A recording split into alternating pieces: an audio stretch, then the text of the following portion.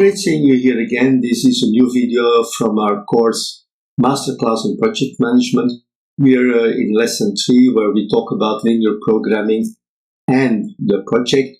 We will be looking at the simplex method and we will explain how the simplex methods can be applied to resolve a maximization problem. Maximization and the simplex method is the basic design. We will see later how we can do a minimization problem, but originally the simplex method was designed to resolve maximization problems.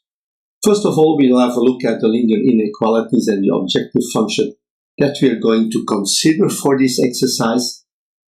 We will introduce the slack variables and create new equations. We create the initial table for the simplex method. Then we look at the verification of the solution optimality. Do we have an optimal solution, yes or no? And we use the method of pivots to find the next step, to find a solution. And we continue this until we have a final solution. And I will explain you when we will have that final solution, how can we recognize that final solution. Let's have a look at the linear inequalities and the objective function for our exercise. So I took two simple equations, 10x plus 15y smaller or equal than 150, 15x plus 10y smaller or equal than 150. We have the non-negativity conditions where x and y are larger or equal than 0, and our optimization function, our objective function, is a maximization of 8x plus 10y. We look at the simplex method and we have to add slack variables, so we create equalities. So we add to the first equation S1 as a slack variable and to the second S2. And of course the slack variables must be positive. When we look at the simplex method and we create the initial table, so we have our equations including the slack variables and we can put all of this together in a table, the initial table for the simplex method. So the first line is representing the first equation at 10x plus 15y plus S1 is 150, S2 and Z are equal to 0.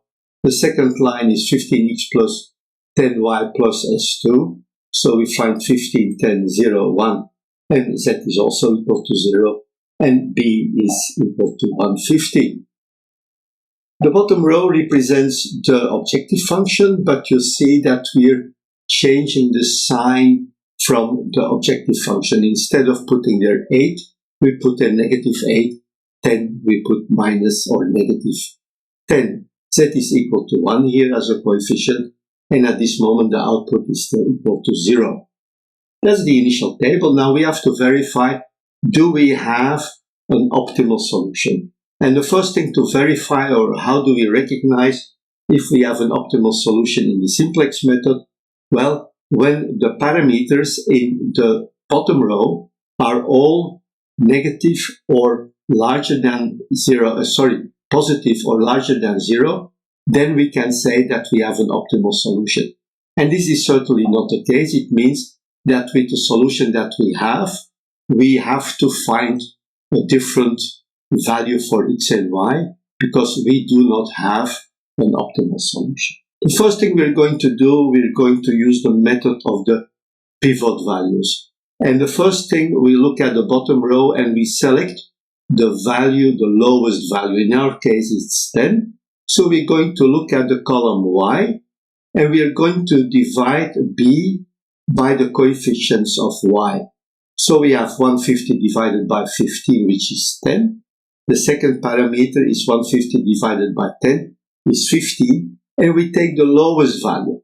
So the lowest value gives us basically the pivot value, which is 15. So the pivot will be 15, and what we are going to do with this pivot, we are going to divide the top row by the pivot. So we find x is 10 divided by 15, y is 15 divided by 15, which is 1, S1 is 1 divided by 15, S2 is 0, Z is 0, and B is 150 divided by 15, or 10. So we get the new table. We first have the table that we adjusted. We adjusted row 1. And now we are going to take out the values under Y. So what we are going to do is we're going to bring the values in the column Y, except from the top row, we will bring them to 0. So the first thing to do that, what we're going to do is to get the new row, to this new second row, we deduct the first row times 10.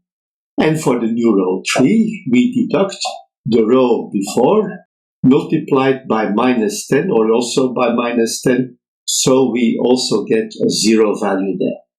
When we apply these formulas, we find the new table here. We find, first of all, the old table where we started from, and applying those two formulas, we find the values now. So we find for the second row 125 divided by 50.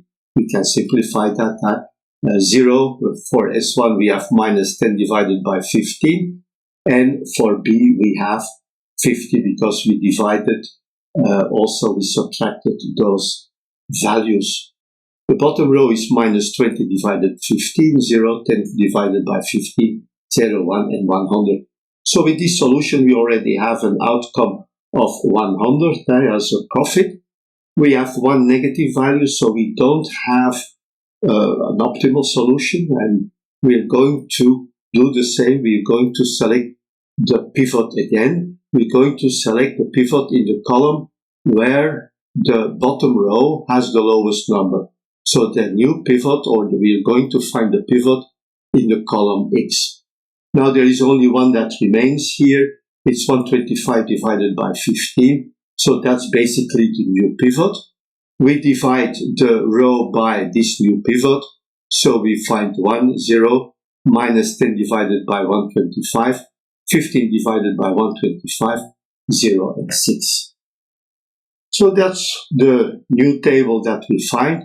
I made it a little bit easier. I simplified the formulas. So what we do now is the same thing. We're going to apply, we're going to deduct row 2 from row 1, so multiplied by 2/3, so that we get x equal to 0, and we do the same thing for the bottom row. We multiply, we subtract the second row from the third row, multiplied by minus 4/3, and we find now a solution where we find for the top row x0, y0, x for the second row is 1 and 0. So we clearly have a solution. We look at the bottom line and we find here, when we look at the result, we see that we have only positive values there, 0 or positive, which means that the optimal solution is found in the intersection of corner point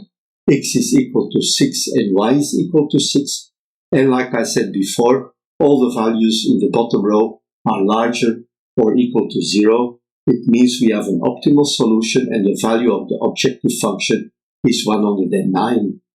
So that was an application of the simplex method. It's not so easy to do it, and certainly when you have a lot of equations, this is going to become very complicated. Luckily, Excel has solutions to resolve this. There are algorithms to do this, and we can apply these very easily today. That's it. Thank you very much, and I'm looking forward to seeing you in our next videos. Bye-bye.